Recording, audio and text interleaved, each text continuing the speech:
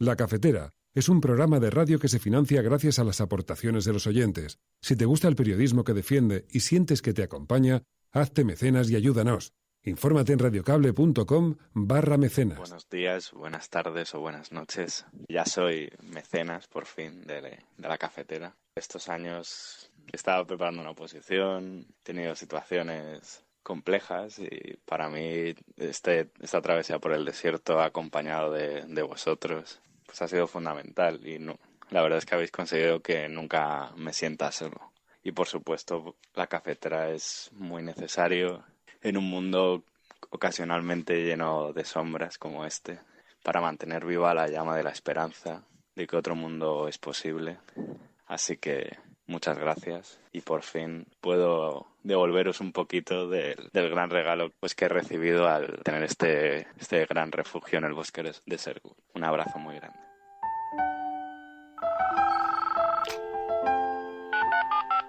Son las 8:30 de la mañana. Las 7:30 en la Casa Museo de José Saramago, en Tías, Lanzarote. Buenos días, mundo. ¿Quieres un café?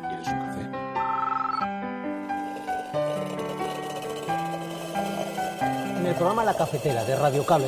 En una entrevista en Radio Cable. Durante 20 minutos en Radio Cable y dice todo lo que van a escuchar. Esta mañana en La Cafetera de Radio Cable. Radio Cable, que ha conseguido una auténtica primicia. Ha entrevistado esta mañana y ha conseguido situar esa entrevista y lo que le ha dicho en los titulares de todos los digitales. La Cafetera. Dirige Fernando Berlín. Con María Navarro.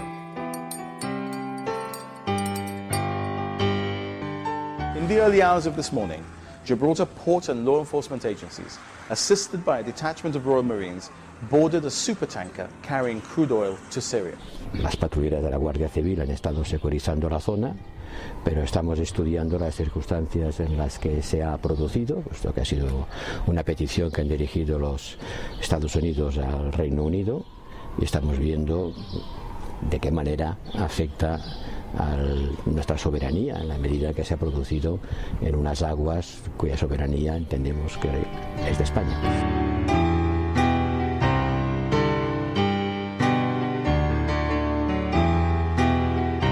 Yo no estoy pidiendo a Ciudadanos y al Partido Popular que voten a favor de mi investidura.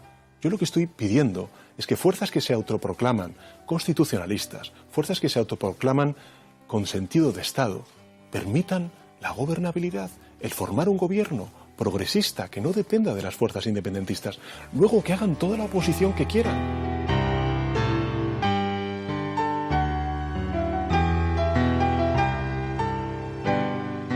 Bueno, yo creo que cuando los ciudadanos votan opciones políticas diferentes, es lógico que en España, como en 20 de los 28 países de la Unión Europea, pues haya un gobierno de coalición, como ocurre en muchas comunidades autónomas. La derecha no tardó mucho en ponerse de acuerdo en Andalucía para un gobierno de coalición entre Vox, Ciudadanos y el Partido Popular. Bueno, creo que la obligación de los que somos progresistas es ponernos de acuerdo en una negociación integral sin despreciar a nadie.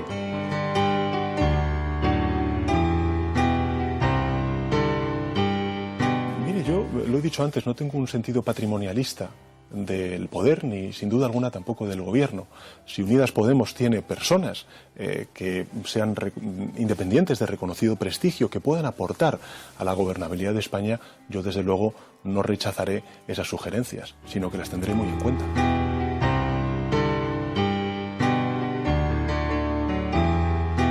Ha sido una reunión para explicar a Vox el acuerdo de gobierno que tenemos firmado entre Ciudadanos y el Partido Popular en Murcia, y ese programa de gobierno, que creemos que es bueno para los murcianos, necesita que Vox se abstenga para que ese gobierno pueda empezar a funcionar, y nos hemos sentado esta mañana con ellos. Ha habido una reunión en Murcia, Ciudadanos, Partido Popular, para explicarles a Vox el contenido de ese acuerdo de gobierno y solicitar que dejen de bloquear la situación, que dejen de hacerle el juego al Partido Socialista y a Podemos en Murcia y permitan que haya ese gobierno.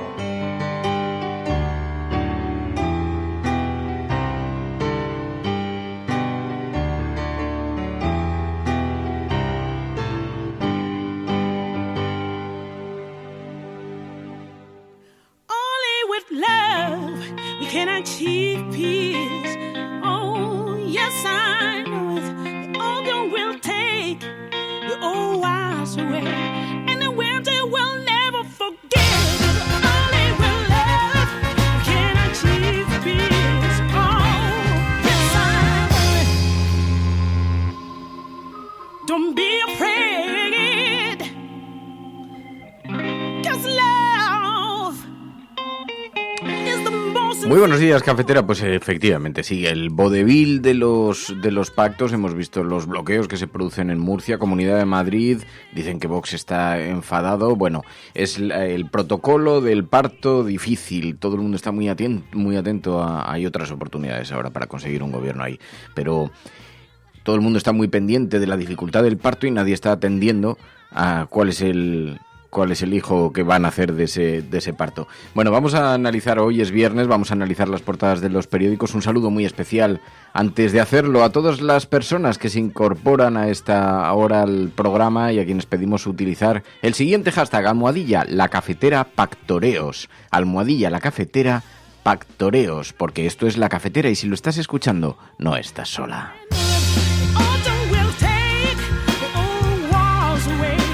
María Navarro, Merich, buenos días, comandante, subcomandante Bot Riuso Merich.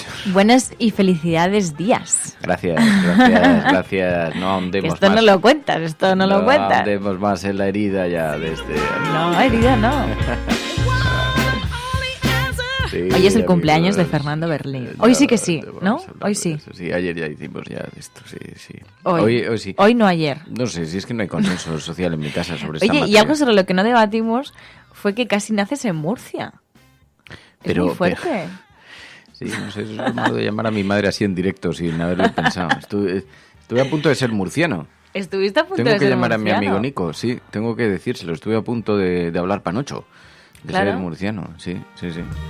Bueno, muy buenos días, muchas gracias a todos, de verdad, por vuestro cariño y por los mensajes que habéis puesto esta mañana. Os lo agradezco muchísimo de corazón. Todavía me estoy despertando, estoy tomando el café, eso es lo que vamos a hacer hoy en el programa. Tenemos un montón de cosas de las que hablar. Vamos a hablar con César Strawberry. Sabéis que le han vetado un concierto que tenía contratado y el Ayuntamiento de Madrid ha censurado la actuación de Defcon 2. César Strawberry, le vamos a llamar ahora en unos minutos. Hablaremos con Pilar de la Peña también sobre la prensa internacional, la manera en la que han recogido noticias sobre nuestros días. Vamos a hacer el ejercicio del Videoforum. La película elegida esta semana para analizar con la audiencia de La Cafetera ha sido El Gran Dictador, un clásico, una película que hace un retrato sobre la naturaleza y la bondad humana también muy interesante y también sobre la maldad y que nos va a dar pie a poder comentar aquí en el programa. Así que, y el análisis de actualidad, la sobremesa cafetera, en fin, todas las cosas que hacemos aquí habitualmente, porque esto es La Cafetera. Si lo estás escuchando, eres la resistencia, no estás sola.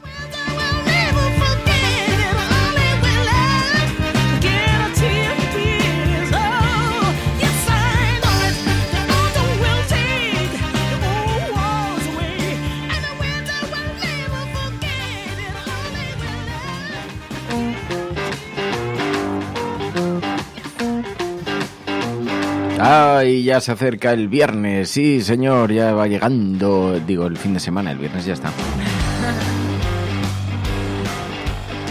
Sí, hay que disfrutar del fin de semana, que ya se están acercando las vacaciones, está todo el mundo con la lengua un poco fuera porque la temporada ha sido muy larga, ha sido muy agitada, pero bueno, vamos a ver. Vamos a hacer una fotografía de cómo está el asunto político, vamos a ver cómo lo retratan hoy los periódicos, la agenda mainstream, que ya sabéis que colocan sus portadas, lleva sus portadas, todo este choque entre Vox y Ciudadanos, aparente choque, algo de vodevil, algo de teatrillo, porque a nadie se le escapa que no van a dejar, no van a permitir que se les escurra entre las manos como el agua de la lluvia el gobierno de la Comunidad de Murcia ni el gobierno de la Comunidad de Madrid. Pero dice el periódico ABC que el choque Vox-Ciudadanos impide por ahora que la derecha gobierne en Murcia. Bueno, lo que se está haciendo es una negociación, llevando la negociación a un lugar un poquito más extremo. Dice el periódico ABC que el partido de Abascal votó ayer en contra del candidato del PP, pero da a entender que lo va a apoyar en breve.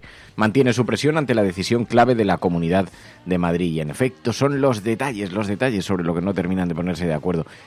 Intentan teatralizar un desencuentro para que no parezca que Ciudadanos se ha entregado a las manos de Vox y Vox que no está tampoco entregando su apoyo de forma gratuita, pero A nadie se le escapa que esto, más tarde o más temprano, no es la última oportunidad, no es la última llamada, no es la última puerta, más tarde o más temprano terminarán apoyando ese gobierno de Murcia y de la Comunidad de Madrid. Porque no nos engañemos, Vox, si no, no tiene nada, nada de nada, así que va a terminar apoyándolo.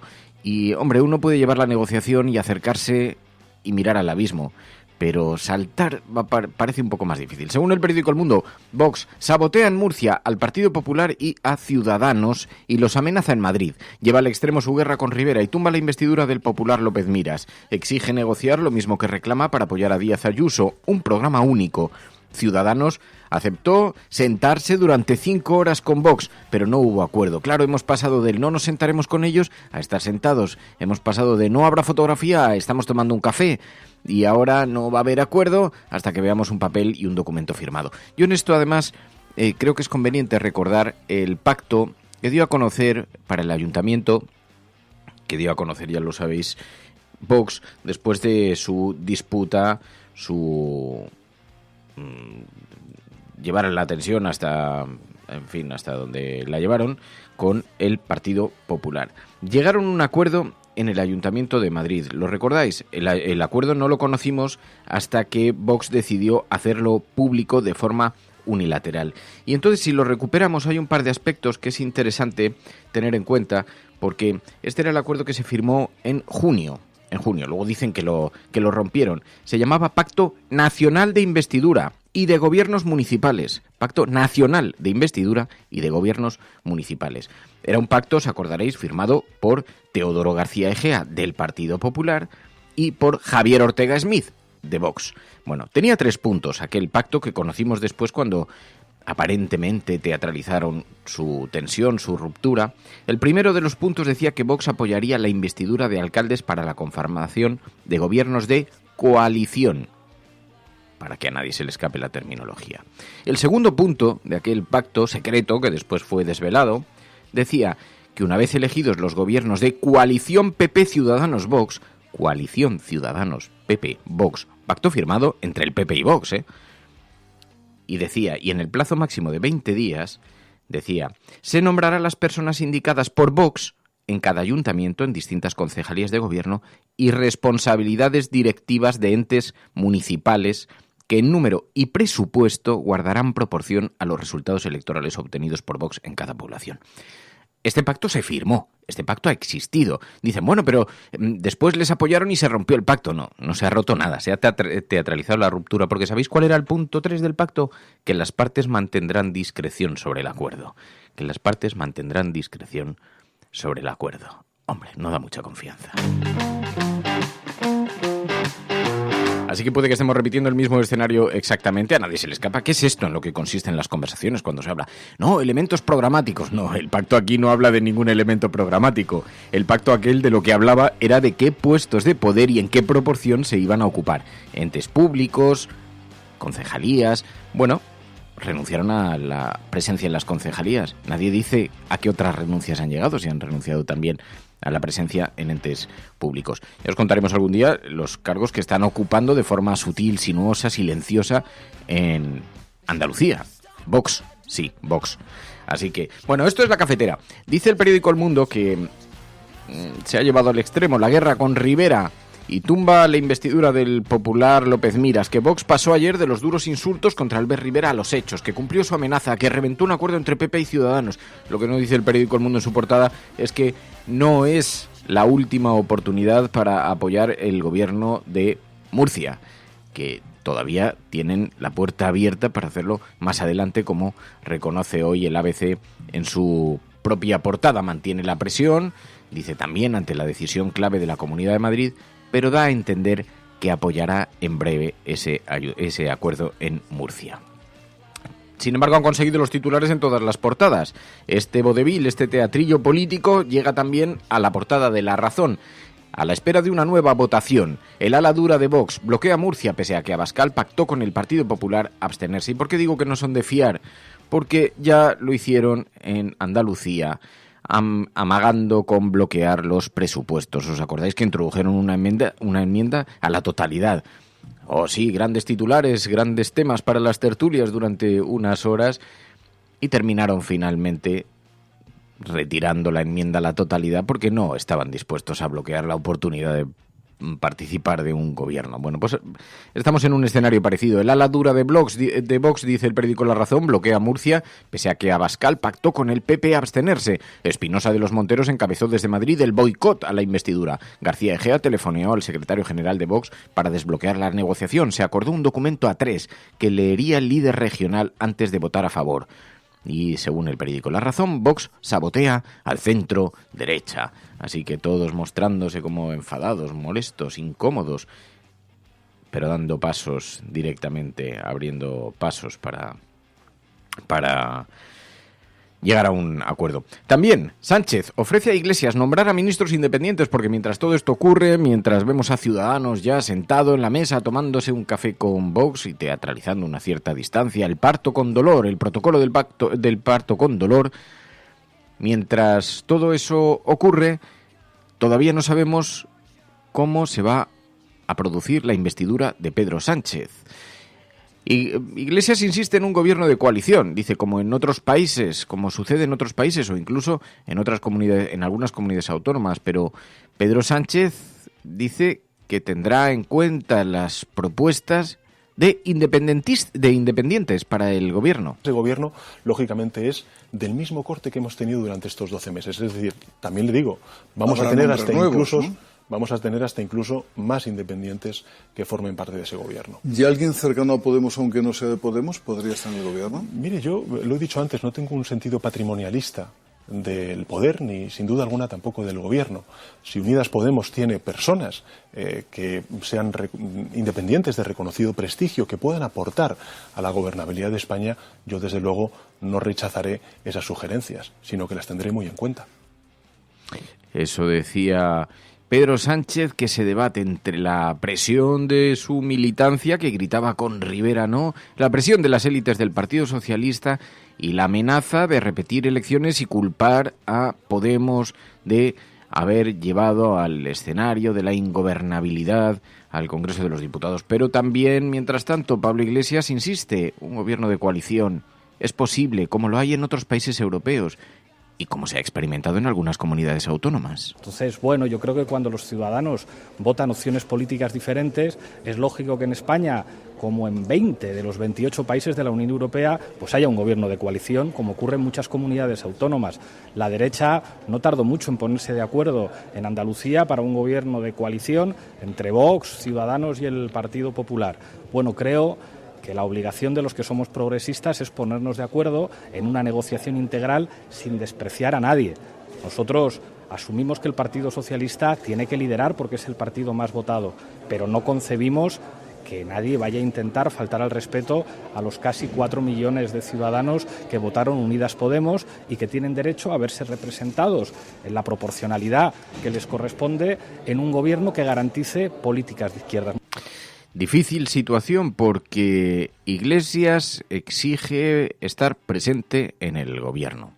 Estar presente como ministro, como vicepresidente, aunque haya varias vicepresidencias, no una vicepresidencia primera, pero estar presente. Y Pedro Sánchez exige que no esté Iglesias. Posiciones antagónicas, posiciones que colisionan, que chocan y que en este momento están muy distanciadas, muy alejadas. Ambos tendrán que intentar culpar al partido de enfrente. Ambas posiciones son muy legítimas. El Partido Socialista quiere garantizarse sus cuotas de poder, como quiere hacerlo Podemos. Son dos posiciones de negociación política que son absolutamente legítimas. A nosotros nos llama la atención que cuando vas a pedir apoyo a alguien, algo le tienes que ofrecer. Algo tienes que ofrecerle. Y es el Partido Socialista el que está pidiendo apoyo. Y la militancia se pronunció de forma muy clara cuando dijo con Rivera no. Y desde Podemos se amenaza veladamente. Podemos someter a votación entre nuestra militancia si apoyan o no la investidura de Pedro Sánchez sin que entre Iglesias, a ver qué ocurre. Pero desde el Partido Socialista también amenazan. Y dicen, a ver si vamos a someter nosotros a nuestra militancia, porque solo hay algo que en la militancia del Partido Socialista odien más que al Partido Popular. Y ese es a Pablo Iglesias, dicen en el Partido Socialista. Así que en este duro cruce de reproches soterrados, porque no se hacen sobre la mesa, escuchábamos a Pedro Sánchez, también amenazando, pidiendo al Partido Popular y a Ciudadanos que le permitan gobernar, decía. Por tanto, las fuerzas independentistas, también con el concurso del Partido Popular y de Ciudadanos, hicieron caer el gobierno de España y por tanto precipitaron las elecciones. Creo que todos tenemos que sacar una lección de lo que ocurrió entonces, y es que no se puede hacer descansar la gobernabilidad de España en las fuerzas independentistas. Yo no estoy pidiendo a Ciudadanos y al Partido Popular que voten a favor de mi investidura. Yo lo que estoy pidiendo es que fuerzas que se autoproclaman constitucionalistas, fuerzas que se autoproclaman con sentido de Estado, permitan la gobernabilidad, el formar un gobierno progresista que no dependa de las fuerzas independentistas, luego que hagan toda la oposición que quieran. Así que no terminan de ponerse de acuerdo. Almohadilla, la cafetera, pactoreos. Almohadilla, la cafetera, pactoreos. ¿En qué acabará todo esto? Nadie lo sabe muy bien. Hay una estrategia por parte de Podemos. Escribió un artículo en La Vanguardia, es interesante, Pablo Iglesias, que se publicó antes de ayer. Y en ese artículo decía: en las conversaciones que he tenido con Pedro Sánchez, Sánchez me ha manifestado que no podemos tener un gobierno de coalición porque no tenemos mayoría suficiente para gobernar. Dice, y yo le propongo lo siguiente: vayamos a la investidura, como gobierno de coalición, a ver si consigo las mayorías. Es decir, daba por hecho que conseguiría el apoyo de PNV, que en efecto, incluso públicamente lo ha dicho, que apoyaría ese gobierno, que no pone impedimentos a que esté Podemos dentro. Exactamente lo mismo que ha dicho Esquerra Republicana. Así que Pablo Iglesias tiende la mano y ofrece lo siguiente: vayamos a una primera investidura con un formato de gobierno de coalición. Y si la perdemos, le apoyaremos en la siguiente sin pedir nada a cambio. El Partido Socialista no contesta. Lo que dice es: no podríamos tener un gobierno. No es que no tengamos datos. Ahora están cambiando el relato, ¿eh? Ayer me lo decían en una tertulia, me decían: no, pero el Partido Socialista no es que no tenga apoyos suficientes, es que no puede depender de los apoyos de los independentistas. Y ahí se juega con trampa, es un argumento trampa. Porque la realidad es que estamos hablando de dos cosas diferentes. Una cosa es la investidura, y otra el gobierno. Una vez logras la investidura, luego empiezas a gobernar. Te costará más o menos sacar los presupuestos adelante, cosa que te va a suponer dificultades en todo caso, siempre, no es una novedad. Pero tú ya estás en el gobierno. Puedes sacarlo como iniciativas, puedes buscar iniciativas parlamentarias buscando otros equilibrios. Es decir, no necesariamente estás supeditado a los acuerdos que te apoyaron la investidura. Así que hay una trampa retórica. El Partido Socialista, claro que si quisiera, podría aceptar esa oferta de Podemos, pero no quiere ceder esos espacios de poder, lo cual es absolutamente legítimo. Yo creo que en esto hay que ser plenamente consciente de que ambos están jugando las cartas que tienen sobre la mesa y que tienen entregadas. Y es lógico, eso es la política, garantizarse espacios de poder. De la misma forma, uno de los grandes aciertos que ha conseguido Podemos, uno de los grandes aciertos en términos de estrategia, ha sido conseguir convencer de que el PSOE no es de fiar. En eso algo le ha ayudado el Partido Socialista a estas alturas, para que nos vamos a engañar. Pero han conseguido que no parezca muy de fiar. Y fijaos, estos días circula por internet algún audio que nos ayuda a explicar un poquito mejor este asunto. Para que veáis un poquito por qué Podemos ha conseguido instalar la idea de que tiene que estar presente en el Consejo de Ministros, porque si no, no hay quien se fíe del Partido Socialista. Yo lo que quiero es una monarquía parlamentaria renovada, una monarquía parlamentaria ejemplar. Y quiero, desde luego, que se quiten también prerrogativas que nos vienen de las Cortes de Cádiz, como es, por ejemplo, el principio de inviolabilidad, y que se adapte a la sociedad del siglo XXI. Creo que tenemos una monarquía renovada y ejemplar en la figura del rey Felipe VI. Lo que tiene que hacer el señor Rajoy es publicar los nombres y apellidos de todos los amnistiados. Por decencia, la publicación de esa lista de amnistiados. Os digo que si no publican ellos los nombres y apellidos de los amnistiados, lo haremos nosotros en cuanto lleguemos al gobierno. Los españoles tienen derecho a saber quiénes han sido los beneficiados de la amnistía fiscal que usted aprobó. Así que, desgraciadamente, no es posible revisar los casos que se acogieron a dicha amnistía.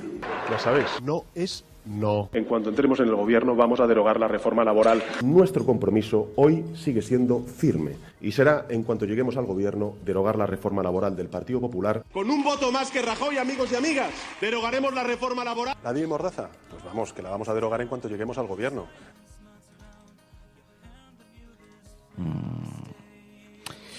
Así que, como veis, pues no es que hayan dado muchos motivos para la confianza. Estás escuchando La Cafetera Y si lo estás haciendo, eres la resistencia y no estás sola.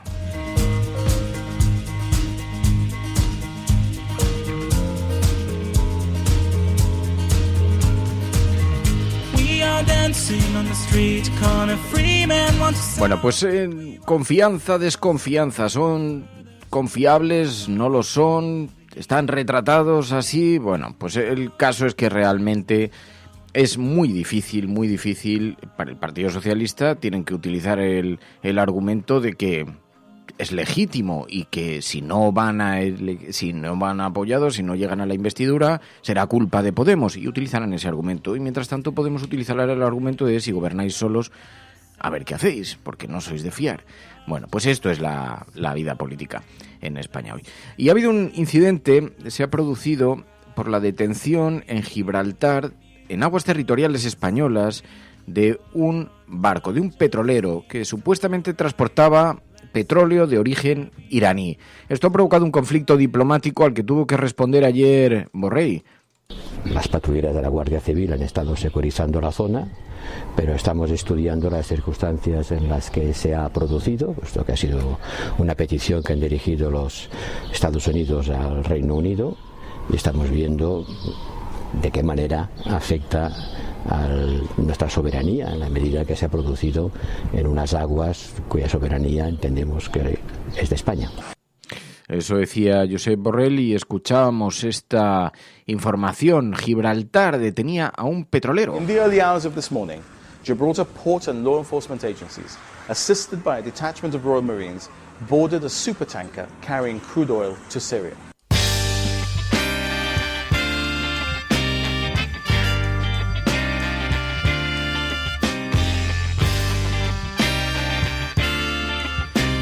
Así que dice hoy el periódico El País en su portada que España se va a quejar a Londres por interceptar un petrolero cerca de Gibraltar. El gobierno planea presentar una queja formal ante el Reino Unido después de que Gibraltar interceptara ayer en aguas que España considera como propias un petrolero cargado con crudo iraní. El motivo de la interceptación fue que el buque se dirigía a Siria, contraviniendo las sanciones al régimen de Damasco, pero en todo caso pues ha caído muy mal en el gobierno de España que Gibraltar se tome la libertad de detener un buque en aguas supuestamente españolas. Ya sabéis que está este eterno litigio. Bueno, esto en la portada del País hoy también. Y además, mientras tanto, ya sabéis que aquí en España ha habido una cierta polémica en torno a una censura, al veto. El Ayuntamiento de Madrid, ahora gobernado por la derecha, ha cancelado un concierto que tenía programado Defcon 2.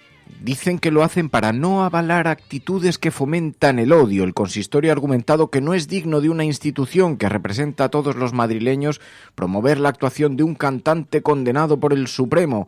Han dicho sobre la actuación de César Strawberry, que ha sido, como decimos, ha sido cancelada por el Ayuntamiento de Madrid. Vamos a contactar ahora enseguida con César Strawberry, porque esto es La Cafetera, donde los silenciados tienen voz. Y si estás escuchándolo, eres la resistencia y no estás sola.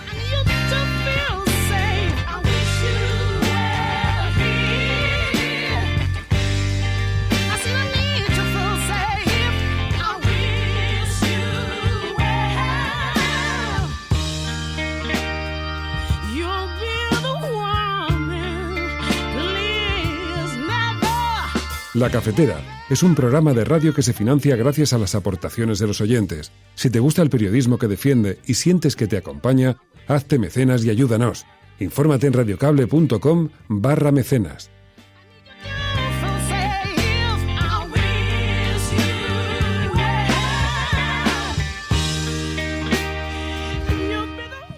César Strawberry, Defcon 2, muy buenos días.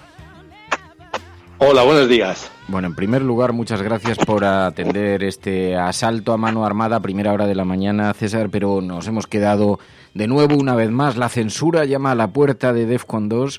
La censura de nuevo os vuelve a colocar en los titulares de los periódicos. El ayuntamiento ha cancelado un concierto que teníais previsto, ¿no? Que teníais programado, que estaba contratado. Pues esta es la... Bueno, el ayuntamiento se está estrenando con medidas fabulosas como con las que está mostrando sus cartas ideológicas y de todo tipo, ¿no? Entonces estamos viendo cómo nos invita a todos los madrileños, en primer lugar, a aspirar contaminación a pleno pulmón y celebrar que hay atascos, porque eso parece ser que es síntoma de vida nocturna y de cultura, como decía Ayuso, y por otro lado censura a grupos que, digamos, que no siguen la línea de Bertín Osborne, ¿no? Como es nuestro caso. Entonces, bueno, simplemente yo creo que esto, para quien pudiese dudar, no sé quién puede dudar a estas alturas, el cariz ideológico del Partido Popular en su asociación con un grupo de ultraderecha reprobado desde toda Europa, como es Vox, pero a quien pudiese dudarlo, pues ya lo ve. Esto es lo que hay: censura, contaminación y, en fin, bueno, lo que es restringir los derechos fundamentales de la gente, de los ciudadanos, y además envenenarnos con una contaminación que no tenemos por qué aspirar. Teníais previsto actuar hoy en las fiestas de Tetuán, del barrio de Tetuán, ¿no? Sí, hay un concierto que se cerró hace meses y además que exigió la aprobación de la Junta de Distrito de Tetuán y todo el mundo votó a favor. Quiero decir que incluso, según tengo entendido, según he podido ver algún tuit, incluso PP y Ciudadanos votaron a favor. O sea que, pero un día antes de algo que está hace meses cerrado, bueno, pues deciden cancelarlo. Más que cancelarlo ellos, es decir, el propio ayuntamiento no tiene tampoco esa potestad, en realidad, tengo entendido. Entonces lo que hace es invitar a la promotora a que lo cancele. Y invitar entre comillas, por supuesto. Entonces, bueno, es una cosa completamente arbitraria por todo, se mire como se mire. Por un lado, porque uno, así nos hacen las cosas, pues no contrate usted este grupo si no le gusta. Dos, lo que usted está aplicando es censura previa. Eso está prohibido por el artículo 20.2 de la Constitución, que tanto dicen siempre que si los constitucionalistas son ellos y todo esto, es mentira. La están vulnerando constantemente. Tres, pues es un ataque a la libertad de expresión, a la libertad artística, y es la criminalización preventiva de un ciudadano que es víctima de una persecución política, como es mi caso, y la extensión de un supuesto delito a todos los aspectos de mi vida. Es decir, que si yo soy aparejador y quiero trabajar, pues resulta que no puedo, porque es que tengo una condena porque supuestamente escribí unos tuits delictivos hace 4 años. Eso es completamente ridículo, y si fuera repartidor de cerveza no podría hacerlo tampoco. O sea, esto es algo que de hecho tendrá su respuesta por nuestra parte a nivel legal, por supuesto. Eran unos tuits que te conllevaron un periplo judicial en la Audiencia Nacional, donde fuiste absuelto. Después llegó al Supremo, allí con una condena por unos tuits en los que se ironizaba sobre los grapos, sobre ETA, sobre la muerte de Carrero Blanco, y de alguna manera, pero no era nueva, la persecución de la que ha sido objeto César Strawberry no parte de estos tuits, porque llevas un montón de tiempo siendo acosado, asediado, llevas un periplo que ya nos habías dicho en este programa en alguna ocasión, es que es un acoso selectivo, es una persecución en vida que afecta a todo, cancelaciones de conciertos, ahora lo estamos viendo con este nuevo ejemplo, pero no es la primera vez que os ocurre una cosa de esta naturaleza, ¿no? No, esto es una ofensiva que se desató hace años y para la cual se desarrollaron leyes ambiguas con mucho tiempo que luego se han ido utilizando para cosas para las que no fueron hechas esas leyes, diseñadas esas leyes, ¿no? Entonces, en nuestro caso, pues curiosamente, un grupo veterano, ¿no? Viejuno, que llevamos 30 años. O sea, de repente, a partir de 25 años de grupo, de repente el sistema decide que es que tú no molas, que eres un tipo muy peligroso y muy chungo. ¿Por qué? Pues porque aplican criterios jurídicos completamente arbitrarios de nuevo cuño, como es el concepto de derecho penal del enemigo, que se inventa Günther Jacobs, el jurista alemán de ultraderecha que se inventa en Alemania en el año 2000, y todo esto empiezan a aplicarlo y empiezan a hacer una sociedad restrictiva en la cual determinadas personas hay que marginarlas y recortarles sus derechos, y en este caso pues en mi caso, como además tengo un grupo, no, es que difunde, ¿qué difundo? Lo que difundo es cultura, es ironía, es capacidad de reírnos de nosotros mismos y es invitar a la gente a pensar y a cuestionarse el entorno.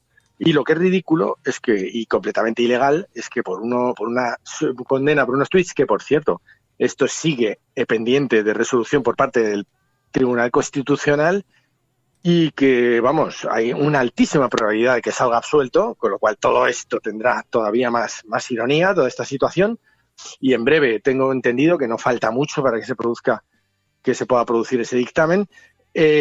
Por ese proceso judicial se extiende a toda mi vida una especie de mancha de aceite que se extiende por toda mi vida y que me impide trabajar esto es a todos estos ultraderechistas le diría que esto es estalinismo del más puro, al estilo, vamos, Pol Pot directamente, o sea que es que no sé a qué juegan. Dice Carmen Quintana, están comentando los oyentes, dice Carmen Quintana, dice, claro, censurar a César Strawberry por fomentar el odio, pero pactar con Vox, los mayores generadores de odio que ha dado la política en España, está España convertida en distópica, es terrible. Y muchas veces lo hemos hablado aquí en otras ocasiones, César, pero qué ironía que la letra de tus canciones se estén convirtiendo en algo profético, porque habíais hablado muchas veces del acoso, de la persecución, el Estado. Hombre, este es el mayor, Totalmente. Es el gran efecto Streisand, es que están haciendo realidad vuestras letras. Esto tiene un punto fascinante en todo el proceso. Por un lado, un punto muy dramático, muy duro de llevar, cada golpe. Esto es un combate a largo plazo y hay que fajarse bien y saber aguantar, y no siempre estás en condiciones de aguantar. Y emocionalmente es difícil de llevar, pero por otro lado, cuando aprendes a manejarlo, también tiene una parte fascinante en este caso, que es como dices, pero bueno, la realidad supera la ficción, y el hecho de que la historia al final te dé la razón en tantísimas cosas que hemos ido apuntando en canciones de hace, no 5 años, de hace 20 años. O sea, y que han sido completamente visionarias de la distopía que se nos venía encima, ¿no? Eso es algo que a mí me llena de orgullo, porque digo, bueno, pues aunque también me arrepiento mucho de no haber montado un 902 un teléfono 900, de evidencia, y haber echado las cartas, que es lo que tenía que haber hecho, pero bueno. Hombre, siempre tienes ahí un recorrido profesional por delante, nunca descartes nada, pero sí, porque... Ya te digo, ahí con mi mesita y en la TDT mi canal. A ver, veo aquí, porque vamos, hubiera acertado con muchísimas cosas. Y tus velas negras, porque hay algunas letras que hablan de esto, ¿no? Por ejemplo, cuéntanos. Mira, pues vamos a ver, Ultramemia es el retrato perfecto de la sociedad que vivimos hoy día. Te puedo decir Los días pasan mal, que es una canción más reciente, del 2005. Te puedo decir, bueno, ellas denunciaron agrupación de mujeres violentas cuando el movimiento Me Too no existía, ni todo el movimiento feminista, que es la fuerza que tiene hoy, ¿no? Que incluso había gente que decía, ¿por qué haces esas canciones a favor de las tías? ¿Sabes? O sea, eran cosas que mucha gente no entendía. Una canción especialmente profética, que es además del 2005, se llama Mundo Chungo, y además tiene un videoclip ilustrativo en el cual actuamos y como perseguidos por el sistema porque estamos mirando un ordenador, y es increíble porque es literalmente todo lo que me ha pasado. Y Ciudadano Terrorista también, una canción que habla de cómo precisamente habla de lo que comentaba antes de Günther Jacobs y el derecho penal del enemigo. Es decir, cómo a la gente normal se la acaba estigmatizando como terrorista porque el sistema no entiende lo que hace ni le gusta lo que hace. O sea, algo completamente injusto. Por eso está retratado en una canción del año 93. O sea, son cosas muy, muy, muy chocantes, ¿no? Muy dramáticas también, pero también tienen este lado irónico y chocante de decir, no la puedo creer, o sea. Letras que dicen cosas como: son muchos factores y muchos culpables, presidentes con delirios imperiales que ahora buscan entre ciudadanos un chivo para disculparlos. Y ahora, aunque no lo quieras, sí, eres sospechoso por ir a tu bola y vivir siempre a tu bolo. Y Ultramemia, que lo habían citado algunos oyentes también aquí en el programa: no es bueno para ti que te preguntes demasiado, que te alejes de la senda del perfecto ciudadano, matrimonio soso, trabajo precario, y en tu mente, dice la letra, la quimera de que te hagan encargado. Bueno, pero es verdad, al final te estás convirtiendo, eres víctima de tus propias canciones, eres víctima de tu propia profecía, y estás viendo Totalmente, es una cosa muy loca. Tiene ese lado loco, surrealista, desconcertante y también fascinante, insisto, porque es que yo ya... Es que no doy crédito, digo, deben tener todas las canciones. Yo, por un lado, creo que no se las han escuchado nunca, ¿no? Todo este sector de la ultraderecha, lo tengo claro que no, pero a veces llego a pensar que deben tener un manual con estas canciones para hacer precisamente lo que van vaticinando esas canciones, para ir por ahí. Igual es una cosa muy, muy desconcertante y a la vez, pues te crea confusión y te crea sensaciones encontradas. Quizá no, y quizá lo que habías conseguido es retratar con bastante precisión el comportamiento de los fundamentalistas, de los radicales, cuando se hacen con el poder y cuando exprimen los resortes de poder para cercenar libertades. Y, oye, lo que sí que he visto es que también, como siempre, pues se ha desatado una pequeña ola de solidaridad, porque estoy viendo que Pedro del Cura, el alcalde de Rivas Vacía, Madrid, os ha hecho una oferta pública y ha dicho, sí, Defcon 2 ha venido varias veces aquí, la libertad de expresión artística en Rivas siempre es bienvenida, y os invitan a celebrar el concierto. No sé si vais a ir allí o no, pero entiendo que tenéis otros conciertos en todo caso. Ahora es época de verano y vais a tocar en otros lugares, ¿no? Sí, a ver, aquí hay una cuestión clara y es que no podemos perder la perspectiva de la realidad. La realidad es que la ultraderecha, y cuando digo ultraderecha digo las tres derechas juntas, porque evidentemente iban antes de centro derecha y se han escorado por un interés electoral hacia a la ultraderecha de Vox para poder tener mayorías y ganar ayuntamientos. O sea, hay que hablar de la ultraderecha española que conforman Ciudadanos, Partido Popular y Vox. Esa ultraderecha ha fracasado en las elecciones, es decir, no ha ganado. Lo que no podemos es dejarnos deslumbrar por el efecto de un suceso puntual en Madrid, que, bueno, pues Madrid, pero hay muchas otras ciudades y hay muchos otros pueblos donde no han ganado y en las generales no han ganado, y si hubiera una repetición electoral todavía ganarían menos. Es decir, el Partido Popular pasa por el peor momento electoral de su historia. No olvidemos que Casado es un fracasado, precisamente. Entonces, yo sí estoy a favor de este tipo de candidatos tan zanguangos como, por ejemplo, Casado, como Almeida o como Ayuso, porque son tan zanguangos que es que se delatan a sí mismos y tienen un comportamiento tan torpe que permite que la ciudadanía distinga de un modo claro y distinto cómo son de ultraderechistas y cómo son de necios y qué política quieren hacer, que es la del latrocinio, la de la malversación y la de ir en contra de los intereses mayoritarios de los ciudadanos. Entonces, hay que entender eso, no podemos dejarnos deslumbrar por esa visión negativa. Es como si hubieran ganado las elecciones, que no han ganado, y que han ganado por los pelos un ayuntamiento, que es un ayuntamiento importantísimo, como es el de Madrid, pero eso no es una gran victoria a nivel nacional. Y vuelvo a insistir que como haya repetición de elecciones, todavía van a ganar menos. Y cada suceso como este, como de censura, como el eliminar por decreto el Madrid Central, toda esta cosa completamente injustificada y absurda y revanchista que están haciendo, va contra sus propios intereses, porque los ciudadanos no son tan tontos y los ciudadanos no les van a volver a votar. Dice Enrique Quesada, la derecha muestra su mano dura, su falta de escrúpulos, su ánimo de venganza sin pudor. La resistencia se muestra muy necesaria en estos días. César, ¿vais a hacer algo? ¿Vais a recurrir esto legalmente? ¿Vais a tomar algún tipo de medidas? Porque claro, además hay una cuestión laboral en este asunto. Esto surgió ayer, la noticia. No nos ha dado tiempo a hablar con abogados todavía, pero sí alguna consulta hemos hecho y sí eso está por ver. Es decir, creo que tenemos muchas posibilidades de iniciar acciones legales contra el ayuntamiento por esto, por supuesto, porque es censura previa. La censura previa la abolió el propio Manuel Fraga cuando era ministro de Turismo, de Información y Turismo. Quiere decir que es una cosa completamente loca. Va contra la Constitución y es importante, ya no por una cuestión nuestra del grupo, sino por el interés general, es importante denunciar estas cosas y llevarlas hasta sus últimas consecuencias, aunque cueste mucho y sea algo realmente engorroso, ¿no? Porque a nadie le apetece estar en los juzgados, te lo digo yo que he estado muchos ya. César Strawberry, te agradecemos muchísimo, César, como siempre, que hayas atendido la llamada. Muchísima suerte. Muchísimas gracias a la cafetera y a ti por este programa tan bueno que tenéis y por haceros eco de todas estas cosas. Un saludo. Fuerte, César, cuídate.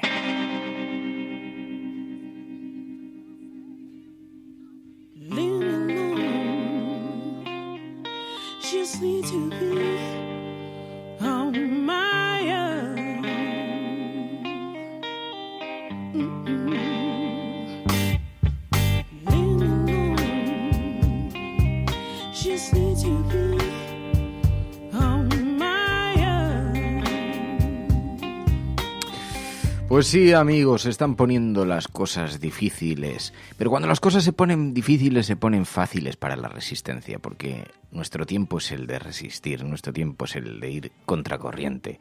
Así que esto no puede más que alegrarnos, que nos abran las puertas de la resistencia. Estamos más aburridos cuando estamos en casa observando. Así que vienen buenos tiempos para divertirse, vienen buenos tiempos para disfrutar, porque en la resistencia nosotros estamos en nuestra salsa.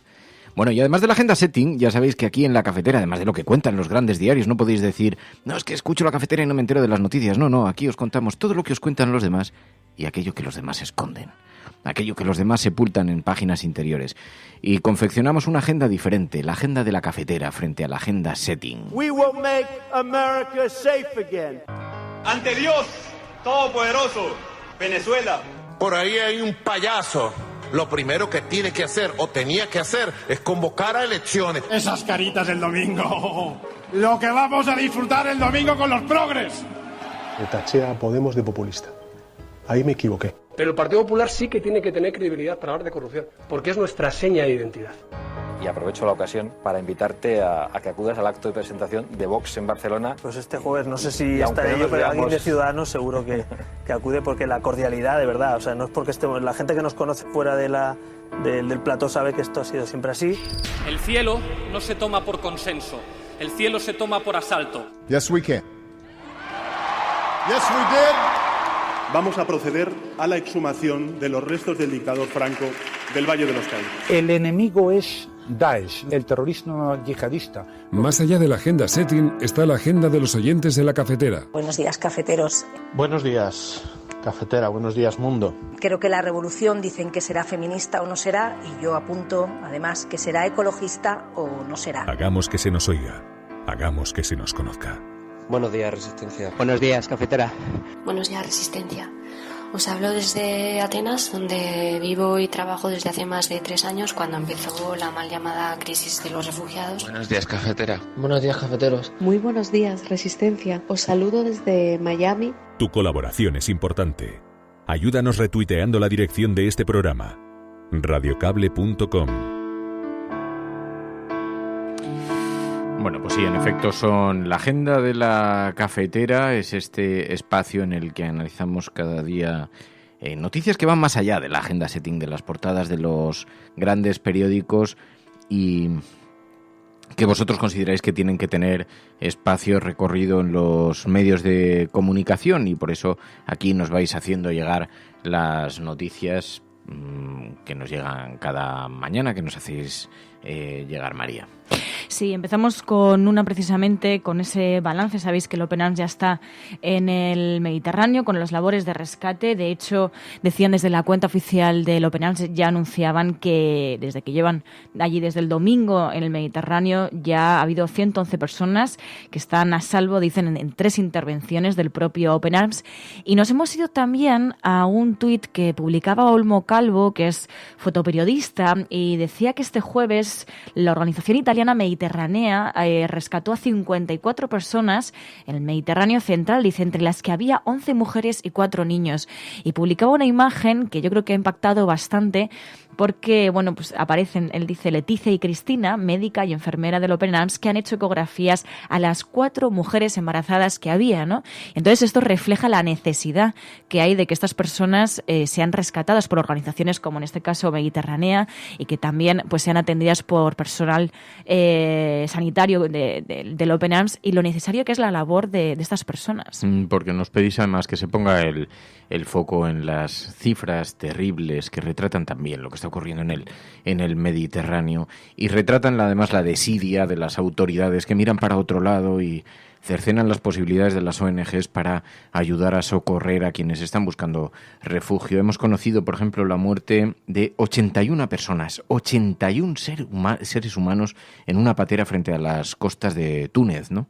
Sí, pues al mismo tiempo que conocíamos estas informaciones del Open Arms, mientras estas personas están siendo rescatadas en el Mediterráneo, también nos encontramos con noticias como esta, ¿no? De 81 personas que murieron en el naufragio de una patera frente a las costas de Túnez. Solo 3 personas pudieron ser rescatadas con vida y trasladadas al hospital, y la embarcación, que partió 2 días antes de Libia, se encontraba a la deriva y fue localizada en torno a las 5 de la tarde por pescadores que alertaron a la Guardia Marítima.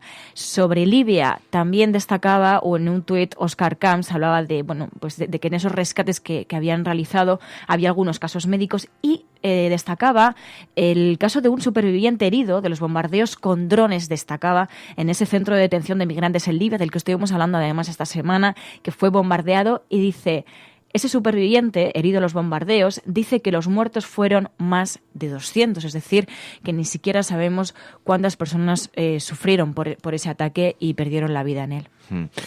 Y además que hay una noticia que me llama la atención, pero no conocía esto, que es la reacción que se ha producido en Alemania un mes después del asesinato de un político alemán por un neonazi. Me ha llamado a mí también mucho la atención, y además, gracias a que vais publicando las informaciones con el hashtag, lo he podido encontrar en el hashtag además de ayer. Y nos lo compartía Margarita Coneo, nos enviaba esta información que publica el diario.es en su versión internacional, ¿no? con The Guardian. Y decían eso mismo: Alemania empezó a reaccionar un mes después del asesinato de un político alemán por un neonazi. Una información que no ha llegado o no ha tenido gran repercusión, al menos aquí en España. Y explican en esta información que un miembro de la CDU de Merkel fue asesinado hace un mes por un neonazi que, de hecho, confesó haber cometido ese crimen. El partido, además, dicen, espera que su muerte signifique una moderación en los discursos y la unidad de la clase política, pero apenas ha habido actos de homenaje o prevención. De todas maneras, recuerdan en esta información que ya en noviembre de 2017 el alcalde de la ciudad alemana, Altena, recibió una puñalada en el cuello de otro radical disconforme con sus posiciones ante la migración. En este caso, él tuvo suerte y sigue con vida. Entre las reacciones que ha habido, pues un mes después del asesinato de este político alemán por un neonazi, se encuentra la del jueves de la semana pasada, cuando 10.000 personas salieron a las calles de la ciudad de Kassel en contra de la violencia de la extrema derecha. Y de momento, dicen, no se han logrado organizar más manifestaciones a nivel nacional, a pesar de la llamada del ministro de Asuntos Exteriores, que llamó a instaurar los jueves por la democracia. Un poco también, pues recordando a esos viernes por el futuro que se llaman para luchar contra el cambio climático. Bueno, pues en este caso el ministro de Asuntos Exteriores instaba a la sociedad a hacer esos jueves por la democracia. Y me ha llamado mucho la atención que no haya tenido esa repercusión. La noticia pasó bastante inadvertida porque en un principio no estuvo muy clara la autoría del asesinato. Era un político de la CDU que defendía abrir las puertas a los refugiados y fue asesinado. Y después la Fiscalía, aproximadamente 15 o 20 días después, informó de que el detenido había confesado y se estaba investigando si tuvo o no cómplices, y el detenido era un neonazi. Pero era interesante que el político asesinado, era interesante porque retrata, explica y también advierte, nos alerta sobre el peligro de la extrema derecha, sobre el peligro del neofascismo, y este político se había mostrado públicamente partidario de asistir a los refugiados. Así que, bueno, pues ahora hay una cierta conmoción en Alemania, pero ha tardado un poquito de tiempo. España es el segundo país europeo que más incendios forestales sufre al año. Sí, nos lo enviaba Iñaki González y, de hecho, lanzaba esta pregunta, decía: ¿y si damos empleo público para mantener la España vaciada y evitar que pase a ser la España quemada? Bueno, pues esto lo hacía enviándonos esa información de que, pues efectivamente, los países europeos del Mediterráneo se han convertido en el caldo de cultivo perfecto para acoger un nuevo tipo de incendios que se llaman los megaincendios de sexta generación. Son incendios que dicen que son inabordables, explosivos, letales, y que además se producen en entornos que son cada vez más inflamables, como es en el caso de entornos como los que se encuentran en los países europeos del Mediterráneo. Entre las causas, pues por ejemplo, una de las causas dicen que es el abandono del medio rural. Es una de las consecuencias que tiene, y por eso Iñaki González se hacía esa pregunta de por qué no damos más empleo público para mantener la España vaciada y evitar que pase a ser la España quemada. Pero la forma en la que el ser humano está poniendo en peligro el medio ambiente, está poniendo en peligro, fijaos, queda muy bien explicitada en una información, la Antártida. somos un depredador increíble, la verdad. Y cuando no lo hacemos por necesidad biológica, lo hacemos por cuestiones, por razones culturales y económicas. La Antártida recibe ya más turistas que científicos. Esta es una información que publicaban en el diario.es y hablaban precisamente del efecto, de los peligros del turismo, ¿no? Sobre todo ahora está muy bien esta información, ahora que nos lanzamos todos a viajar de manera compulsiva. Y bueno, explicaban además que medio centenar de países se reúnen en Praga para afrontar esos peligros del turismo y la crisis climática en la zona, que ha perdido, dicen, tanto hielo marino en 4 años como el Ártico en 34 años. Pero lo que llama la atención es eso mismo, ¿no? Que reciba ya más turistas que científicos. De ahí la necesidad y el gran debate que siempre se encuentra en países como España, que también tenemos pues ese efecto de turismo tan masivo. Ese debate sobre si la política tiene que intervenir en esto, ¿no? Lo hemos visto también, por ejemplo, en las Islas Baleares, ¿no? Como hay ciertas medidas para intentar controlar el turismo y la necesidad de tomar medidas al menos para controlar que no se nos vaya de las manos, como en este caso, que la Antártida llegue a recibir más turistas que científicos. Prensa internacional. Podrán decir todos los periódicos del mundo lo que quieran. Secessionist parties in Catalonia have wasted no time following the reconvening. Vamos a esta hora con información de último minuto. A esta hora en España, el ex vicepresidente del gobierno... En España finaliza el recuento de votos en los comicios municipales y autonómicos con una participación del... En las últimas semanas hemos podido comprobar cómo los medios de comunicación internacionales... Imagínense cualquier lector de la prensa extranjera que descubre que al que se propone para el Banco Mundial... A Spanish nurse who helped treat 2 Ebola victims in Madrid has tested positive for the disease herself. Spain announced that a nurse is the latest to be diagnosed. Pues sí, la prensa internacional, ya sabéis que los viernes hacemos este repaso de la mano de Pilar de la Peña. Muy buenos días, Pilar. Hola, buenos días. Para analizar la manera en la que los medios de comunicación internacionales hablan sobre España, la forma en la que recogen estas noticias. Claro, hemos tenido un protagonista, Josep Borrell, esta semana, que ha tenido una cierta notoriedad en la prensa internacional, ha sido nombrado el jefe de la diplomacia europea y ha tenido mucha repercusión, ¿no, Pilar? Sí, en general todos los nombramientos de la cúpula de la Unión Europea para los próximos 5 años han centrado buena parte de la atención de los medios europeos y sí que es verdad que en este sentido ha tenido más protagonismo España y en concreto Borrell, ¿no?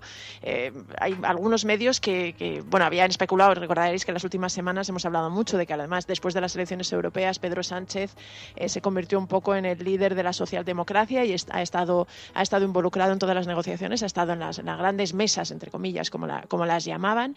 Y bueno, el hecho al final, el resultado final, pues hay algunos medios que sí hablan de victoria para Pedro Sánchez. Por ejemplo, el diario italiano La Repubblica consideraba que la designación de Josep Borrell era una victoria y otros que advierten que el Financial Times, por ejemplo, que era más un empate, ¿no? Que al final Pedro Sánchez estaba negociando tanto para conseguir puestos de representatividad para España como representante de la socialdemocracia y en este sentido decía que había perdido la oportunidad de conseguir, digamos, puestos más importantes o más con, digamos, más influencia para marcar la agenda, como era, por ejemplo, la presidencia de la Comisión, que en un momento dado estuvo sobre la mesa, que pudiera recaer en Frans Timmermans, que era el candidato holandés que respaldaba la socialdemocracia europea.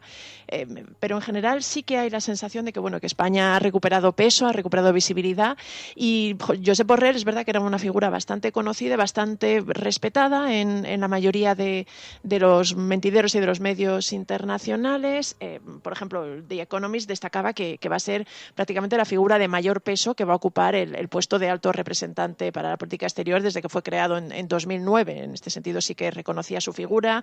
Handelsblatt, por ejemplo, un diario alemán, decía que va a ser probablemente capaz de aportar más vida y carisma a la cartera y a la responsabilidad de la política exterior en comparación con lo que ha sido Federica Mogherini. Luego había algunos medios como Le Monde que recordaba que era un regreso a la primera línea de la política europea, que ya había estado Josep Borrell bastante involucrado y que de hecho fue presidente del Parlamento Europeo entre 2004 y 2007. Y luego algunos medios que señalan alguna pega, ¿no? Por ejemplo, France 24 le llama sin pelos en la lengua. Recuerda que Borrell se ha hecho famoso en esta última legislatura por decir las cosas claras, por no morderse la lengua, incluso por tener algún que otro estallido en algún momento, aunque quizá, digamos, los medios que ponen más pegas son el Financial Times y The Politico, porque el Financial Times menciona, que dado que es un puesto que requiere viajar por todo el mundo, recuerda que Borrell tiene 72 años y deja caer que esto puede influir en su capacidad de viaje, y luego también recuerda que ha habido algún episodio en su etapa de ministro de Exteriores español que firmó un acuerdo, por ejemplo, sobre ciberseguridad con Rusia, que fue un poco polémico, y deja caer que ahí hay alguna inquietud a este respecto. Y luego de políticos señala una cosa muy concreta, que es que recuerda, dice, va a ser el representante de la política exterior de la Unión Europea, por ejemplo, en los Balcanes, y España sigue sin reconocer a Kosovo. En este sentido, Borrell va a tener que ser la persona indicada para llevar adelante o para impulsar el diálogo, siendo además un político que con el tema de la independencia de Cataluña se ha significado mucho y que está bastante opuesto a los movimientos independentistas. Esto es un poco lo que dice la prensa internacional sobre la designación de Josep Borrell como jefe de la diplomacia europea. Pues le han hecho una fotografía muy completa en diferentes medios de comunicación. Han hablado mucho de España en estos días también, por ejemplo, con la llegada de la derecha a algunos ayuntamientos. Sabéis que ha habido muchísima expectación en torno al cierre de Madrid Central. Ya sé que cuando llueve en Madrid parece que tiene que llover en toda España, pero este es un asunto que ha sido bastante contemplado con bastante interés en Europa, porque es el primer gran espacio libre de contaminación o de contaminación reducida que es reabierto a la circulación, a los coches, y por lo tanto hay una cierta expectación porque va en contra de la tendencia, va en dirección contraria, en contra de la tendencia de otras grandes ciudades europeas, ¿no? Así es más o menos lo que han recogido. Sí, el New York Times de hecho destacaba eso, ¿no? Madrid en sentido contrario, era un poco el subtítulo de su noticia, en la que se hacía eco de la suspensión de Madrid Central y de las manifestaciones, tanto el hecho de que se haya suspendido la zona de libre de contaminación, como las manifestaciones y la protesta que ha desencadenado han tenido muchísima repercusión. Ya os digo, el New York Times se hacía eco de ello con esta idea de que iba en sentido contrario Madrid, destacando que era la primera gran ciudad europea que daba marcha atrás en este ámbito. El diario francés Les Echos también lo destacaba. La estampa, ¿no? Por ejemplo, decía, un gobierno conservador pues acaba con esta zona libre de contaminación, o digamos de lucha para mejorar la calidad del aire, porque es una medida de izquierdas, ¿no? Ponía un poco el foco sobre esta especie de ideologización de esta medida. La BBC, por ejemplo, destacaba el clamor que había provocado, sobre todo se centraba mucho en las manifestaciones de decenas de miles de madrileños que habían salido a la calle. También Reuters advertía que este hecho había avivado ciertos temores de que pudiera darse en Europa retrocesos como los que estaba viviendo Estados Unidos, por ejemplo, en materia ambiental, ¿no? Que había hasta ahora cierto consenso y digamos una unanimidad en el continente sobre la necesidad de avanzar en estas prohibiciones de circular a ciertos coches, especialmente los más contaminantes, de fomentar, digamos, los espacios en los que no pudieran entrar, y que al dar este paso Madrid, pues había ciertos temores de que pudiera seguirse, que hubiera haber más ciudades que siguieran este camino. Le Monde también lo recogía y destacaba un poco las protestas y el clamor que había desatado esta medida de Martínez Almeida al frente del Ayuntamiento de Madrid. Además destacan que es que acaba de llegar, que incluso la medida de Madrid Central apenas llevaba 7 meses y que había generado bastantes buenos resultados. De hecho, me parece que era la estampa, decía, el primer día de suspensión de las multas, pues ha aumentado el tráfico un 6%, ¿no? En este sentido ha llamado bastante la atención, sobre todo eso, el hecho de que Madrid haya un poco iniciado esa senda en sentido contrario de lo que es la tendencia en todas las grandes capitales europeas. Ayer hablábamos con Emilio Silva también. Estaba en Sarajevo, pero decía que había seguido con bastante interés todas estas declaraciones del nuncio del Vaticano diciendo que se había resucitado a Franco. Esto ha provocado una pequeña crisis entre el Vaticano y España, que ha sido recogido en los medios de comunicación internacionales, ¿no? Sí, por ejemplo, he encontrado varios artículos en la prensa italiana, que siempre está bastante pendiente de las noticias del Vaticano, pero también en Le Figaro, en The Irish Times, incluso en un diario de Taiwán, destacando un poco esa especie de crisis entre el Vaticano y España, ¿no? O de confrontación, de enfrentamiento o conflicto entre el gobierno español y la Santa Sede por estas palabras del nuncio vaticano, de Frattini. Se destaca eso, ¿no? Cómo el tema de Franco sigue siendo un tema muy sensible y muy divisivo, y cómo las palabras del nuncio, hablando pues un poco de que el plan de exhumación del gobierno español había sido un poco un error porque había contribuido a resucitar la figura y que había sido sobre todo motivado por razones políticas, ha sentado francamente mal el gobierno español, y se destaca la reacción, ¿no? La protesta oficial. Y luego los medios italianos lo que además destacan es que el gobierno español ha anunciado que se plantea revisar los acuerdos de exenciones fiscales que tiene la Iglesia, ¿no? Un poco en como una especie de represalia. Pero otros medios lo que recuerdan es que se trata del tema de la exhumación de los restos de francos a un sitio, digamos, desde el Valle de los Caídos a una tumba un poco más modesta, que es lo que explican que quiere hacer el gobierno español.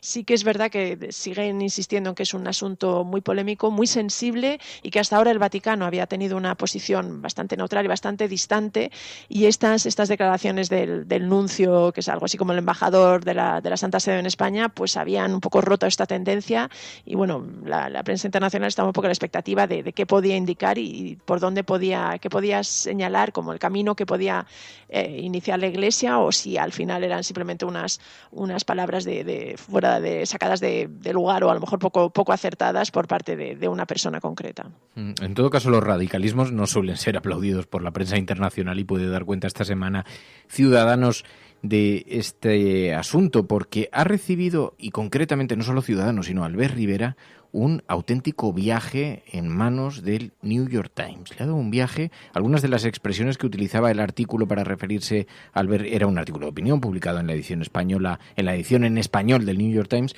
pero en todo caso muy, muy duro con esa formación política, ¿no? El titular, para que os hagáis una idea, era Ciudadanos o cómo hundirse sin estilo.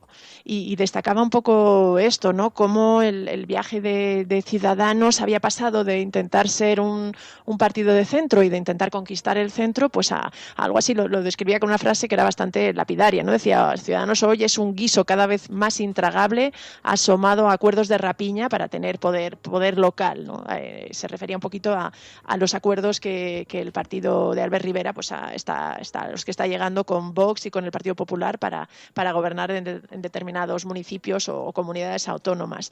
Pero el artículo lo que hablaba era un poco de cómo Ciudadanos había un poco perdido, había dejado de lado esa idea de convertirse en el partido bisagra, en un partido de centro capaz de pactar con ambas, digamos, con más partidos del espectro ideológico, y que esto en sí mismo era algo que solía ser beneficioso para los partidos, y que al abandonar un poco esta senda, pues perdía tanto España como Ciudadanos. El artículo era además muy duro con Albert Rivera, que decía que había arrastrado al partido a su hiperpragmatismo, que en muy poco tiempo además destacaba que es un líder que muy joven, y que además ha hecho un viaje ideológico desde prácticamente un centrista catalanista a casi medio socialista a luego a intentar ser un liberal, y ahora prácticamente un conservador bastante rancio en poco menos de 10 años, ¿no? Y le sugería que debía un poco repensar su camino, y que incluso Ciudadanos podría tener más recorrido con otro líder, ¿no? Y volviendo un poquito a una cierta moderación o a esa capacidad para llegar a acuerdos con todos. Ha caído como un auténtico jarro de agua fría en esa formación política, que se encuentra además en este debate interno ahora tan intenso. Pero ha habido, más allá de las noticias que han hablado sobre España, en esta semana nos has comentado algunos asuntos que nos parecían muy llamativos. Pero uno de los que no hemos hablado y que, sin embargo, ha sido portada en toda la prensa, tanto nacional como internacional, es esta crisis abierta en China, con una gran respuesta social en Hong Kong, con una gran respuesta social a una medida que pretendía, o nace por lo menos, hablando de la posibilidad de poder extraditar a gente a China, disidentes a China. Y esto ha provocado un auténtico terremoto social y está teniendo una repercusión muy notable, ¿no? Sí, sobre todo ha sido importada por las imágenes. Es verdad que Hong Kong lleva varios días estando en el foco del radar internacional, porque desde hace mucho tiempo la gente se está manifestando, manifestaciones además muy masivas en la calle de la ciudad, un poco por esta denuncia de que el gobierno de Pekín está reforzando su control, ¿no? Que al final, no sé si, me imagino que muchos en la cafetera ya lo saben, pero Hong Kong tiene un estatus un poco particular desde que en 1997 dejó de ser colonia británica. Se supone que durante 50 años va a mantener una especie de doble sistema, ¿no? Es un Estado con un doble sistema. Técnicamente pertenece a Rusia, pero mantiene cierta independencia y, de hecho, pues tiene un sistema democrático, tiene muchas más libertades sociales y civiles. Por ejemplo, hay mucha más libertad de expresión en Hong Kong que en China, y se mantiene un poco en esa especie de situación entre medias hasta 2047, que es cuando técnicamente vuelve a pertenecer a China con todas sus consecuencias. Pero lo que denuncian los hongkoneses es que el gobierno de Pekín está intentando reforzar y está intentando pues adelantar esta situación y cada vez tener más poder y más influencia y recortar incluso las condiciones y las libertades en Hong Kong. Entonces llevan la población manifestándose desde hace varios días, y en concreto por una ley de extradición que quiere aprobar el gobierno de Hong Kong y que permitiría pues a China mucha mayor interferencia en los asuntos de la isla. Quizá lo que ha llegado a todas las portadas ha sido además esa especie de asalto al Parlamento de una parte del movimiento de protesta que rompió las puertas, que entró dentro, y han sido imágenes muy llamativas, aunque la prensa internacional destaca que esto ha sido una cosa muy concreta y que de hecho ha tenido ciertas críticas por el movimiento, porque consideran que su fuerza es ser un movimiento muy pacífico para intentar denunciar esta injerencia y no entrar en ese tipo de medidas. Pero sí es verdad que hay mucha preocupación. Libération, por ejemplo, el diario francés le dedicaba la portada del martes intentando explicar por qué se estaba viendo este estallido en Hong Kong. La prensa británica, lógicamente, también ha estado muy, muy pendiente. La BBC le ha dedicado un reportaje explicando las diferencias y los motivos de la protesta, y sí existe este descontexto, sí existe estas denuncias de la población de Hong Kong diciendo que Pekín cada vez está reforzando y está limitando y recortando las libertades, y de momento hay un estallido social que vamos a ver dónde hay. Hay convocadas manifestaciones para este fin de semana que van a ser seguidas y con lupa y con mucho interés por todos los medios, y allá hay una especie en este sentido recuerda un poco a la revolución de los paraguas que hubo en Hong Kong hace 2 o 3 años, o hace un poquito más, creo que fue en 2014, y que puede volver a haber un estallido en esta isla, y con bastante importancia dado la sensibilidad de China con este asunto. Muy presente en los medios de comunicación internacionales esta materia. Hoy es viernes. Poco en España, quizá. Aquí menos. Ha tenido algo de repercusión en los informativos porque las imágenes eran muy, muy, muy, muy, muy fuertes. Muy llamativas y muy potentes, sí. Pero es verdad que no se le ha prestado mucha atención. Sí. Hoy es viernes, en todo caso, hacemos un ejercicio de Videoforum aquí colectivo. Elegimos una película. Este viernes la película elegida ha sido El Gran Dictador. ¿Tú la has visto, no, Pilar? Sí, la he visto. No la había visto, fíjate que era una de estas películas clásicas que no había visto nunca, pero me he animado con esto del Videoforum. Pues lo comentamos aquí en la cafetera.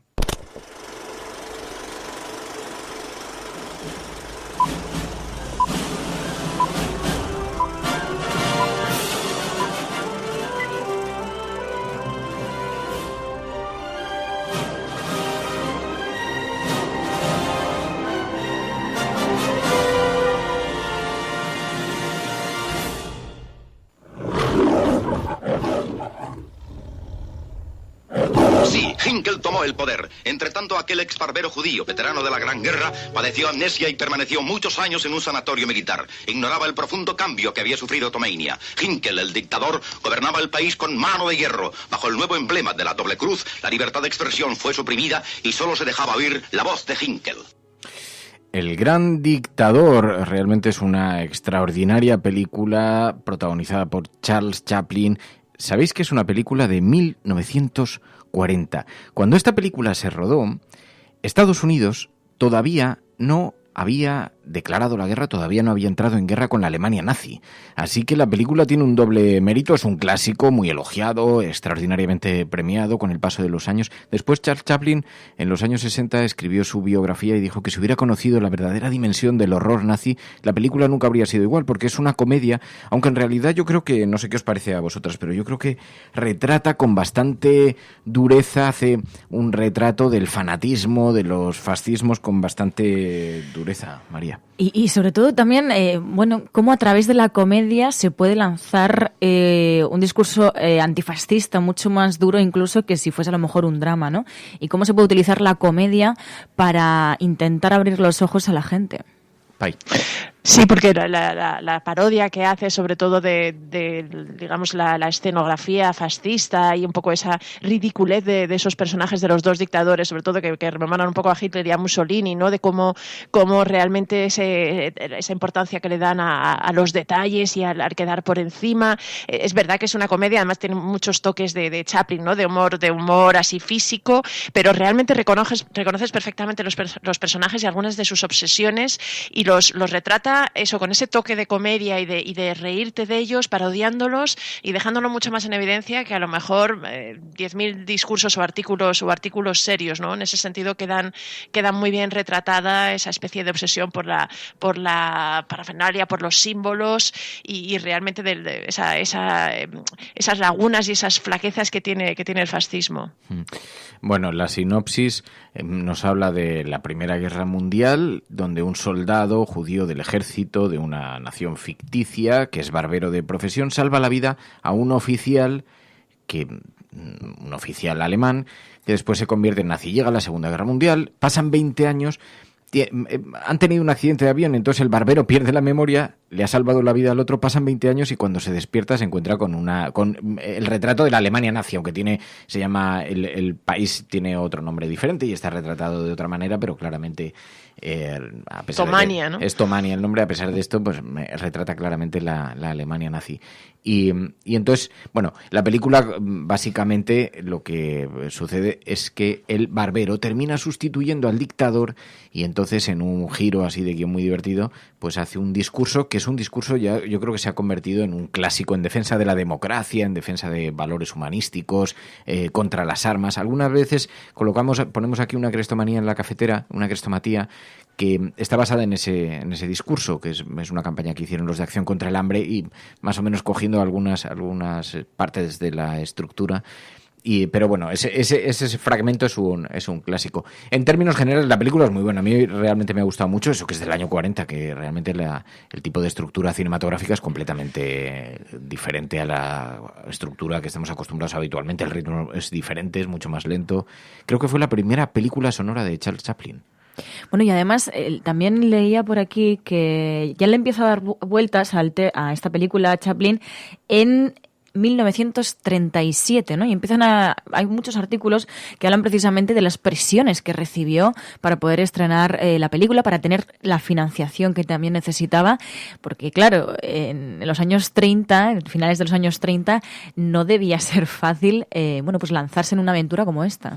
627-002-002, podéis dejar vuestras notas de audio, vuestros mensajes. Pilar, que ibas a decir algo, perdón. No, iba a decir eso, que la película es verdad que llama la atención la cantidad de diálogo que tiene, ¿no? Porque la mayoría de las grandes obras de Chaplin pues son de cine mudo y todavía hay mucha gestualidad y mucho humor, un poco que se ve que proviene del cine mudo, pero la película sorprende por la cantidad de diálogo que tiene en este sentido y por esos discursos, no solo el final, sino varias de las cosas que se van diciendo en la película, de la profundidad que tiene, ¿no? Y las cargas de profundidad además que lanza. Luego hay una escena, cuando hablas de la financiación de la película, hay una escena bastante irónica, que es que cuando Hinkel, el dictador, quiere invadir el país al vecino de Austerlitz, no tiene dinero para hacerlo y tiene que pedir dinero, y el único que se lo puede pedir es un banquero judío, y entonces decide, entonces vamos a rebajar un poco la represión sobre los judíos. Ese tipo de detalles y de puntadas con mucho hilo que realmente llaman la atención. La invasión de Austerlitz tiene que retrasarse. ¿Qué? Epstein se niega a prestarnos el dinero. Con que Epstein se niega, ¿eh? Llama a Schulz. Comandante Schulz. Epstein se niega. Ich bin der Zock. Straf ich Mikkel. Maldita Epstein. ¿Qué ha dicho? Se ha quejado de la persecución de su pueblo y dice que en tales circunstancias no hará ningún trato con un loco medieval. Tendrá que tratar con un loco medieval más de lo que él cree.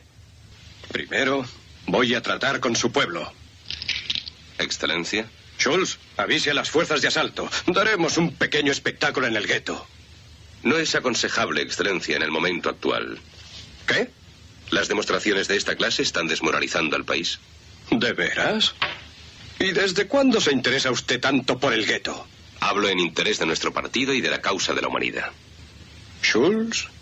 Una cosa que me fascina es que para no haberse producido aún todavía la intervención de los Estados Unidos, para no conocerse los efectos atroces del nazismo, hace un retrato, claro, no solamente sobre los dictadores, pero todo esto de el espionaje interior, la manera en la que tenían colocados los micrófonos en los floreros, la manera en la que utilizan no sé, me ha dado la impresión de que hace un retrato bastante preciso sobre el nazismo, ¿no? Sobre toda la parte esta más psicotoide del asunto. Bueno, y también de las personalidades que puede tener un dictador, ¿no? De ese, bueno, lo estrambótico que puede llegar a ser. Lo veían venir, absurdo, dice Marelka. ¿no? ¿El qué? No, que dice Marelka. Lo veían venir. Lo veían venir, sí. Claro, o sea, que además también apuntabais a eso, ¿no? Estos días, cuando ibais viendo la película y nos ibais enviando mensajes, apuntabais un poco a eso, ¿no? Que no sabes si reírte, no sabes cómo interpretar esta película muchas veces porque tienes sentimientos encontrados, ¿no? Sí, es una comedia, pero dices, es que me aterra esta comedia, ¿no? Porque realmente sucedió algo así. Y entonces lo vivíais con cierta angustia incluso. Dice Dr. Jekyll, dice, Estados Unidos entró en la guerra porque no podía permitirse una Europa salvada por la Unión Soviética, pero se sabía lo que pasaba, no seamos ingenuos, que hay muchos testimonios que documentaron lo que estaba ocurriendo en los campos de concentración posteriormente, cuando se descubren, pero en todo caso probablemente sí las autoridades norteamericanas conocerían o no, pero más allá de la batalla posterior por la propaganda y cómo se ha ido patrimonializando toda la historia y cómo se ha ido utilizando, pero a mí lo que me gusta es este retrato, ¿no? Y también en la batalla contra el establishment. Para poner el contexto de esta película tenemos que dar cuenta de que es de octubre del 40 y la conquista de Polonia fue en el septiembre del 39, un año antes escaso.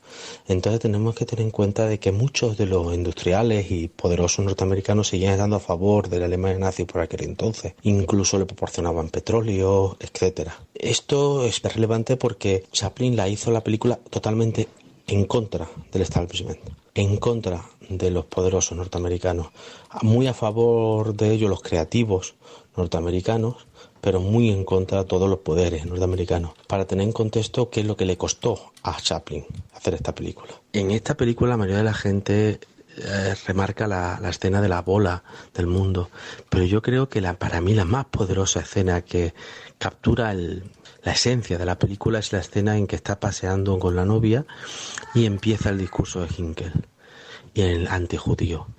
Entonces no entendemos lo que dice el discurso, porque lo dice en ningún idioma, pero esa intercalación del odio del sonido con los movimientos humorísticos del barbero y al mismo tiempo esa escena, ese momento en que se ve la cara en primerísimo plano con esos dientes, con esos ojos de Hinkel odiando al judío, odiando al barbero, es tan poderoso, es tan fuerte que esté al mismo tiempo de la escena cómica, es que es increíble, esa escena es ¡buah! Impresionante. Es brutal el retrato que hace y Chaplin como interpreta de forma tan mimética a Hitler, ¿no os parece? Bueno, y muy valiente, ¿no?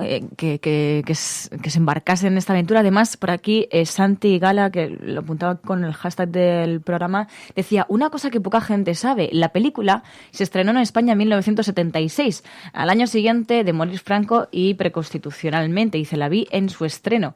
Y efectivamente, el diario El País en 1976 publicaba, llegó el gran dictador 30 años después. 30 años tardó en llegar a España, fíjate.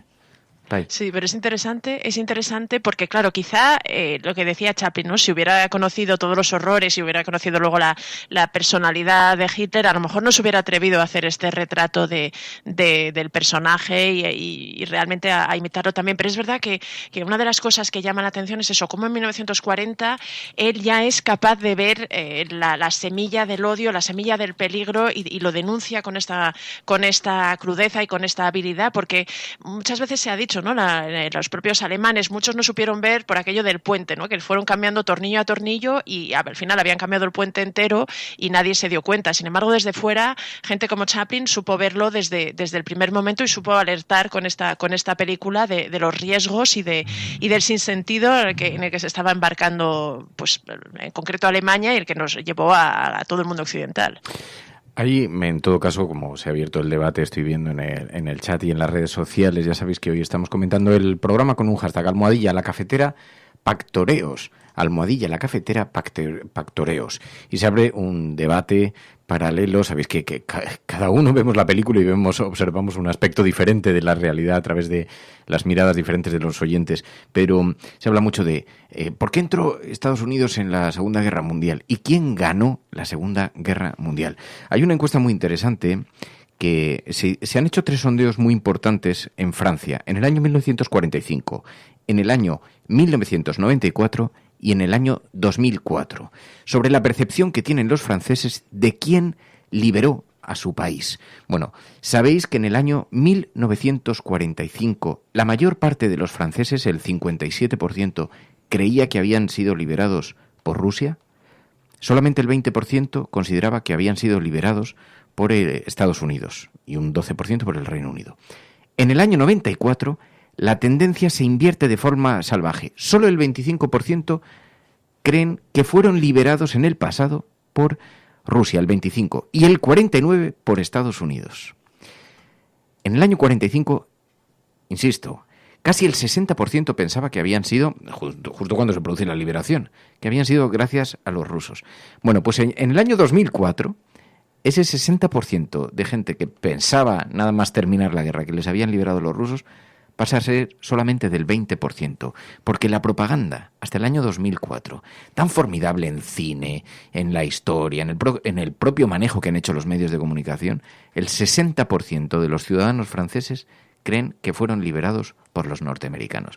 Es llamativo, no voy a entrar en el debate histórico, pero no deja de ser singular que cuando acaba la guerra, la mayor parte de los franceses agradecían a los rusos su intervención y que después, décadas después, con todo el funcionamiento del cine, la propaganda, los medios de comunicación, es un mínimo porcentaje el que lo sigue pensando. ¿No os parece llamativo esto? Sí, y me asusta. Lo manipulable que es la opinión pública. El gran mito del desembarco de Normandía, Eso no significa que entonces los franceses tuvieran una gran información sobre lo que realmente estaba ocurriendo, porque este es un debate que corresponde a los historiadores, no nos corresponde desde luego en las redes sociales y mucho menos en una tertulia de café sobre una película, pero es muy llamativo, es muy representativo, ¿no? 3 grandes encuestas realizadas en Francia, muy importantes, ¿eh? Están destacadas.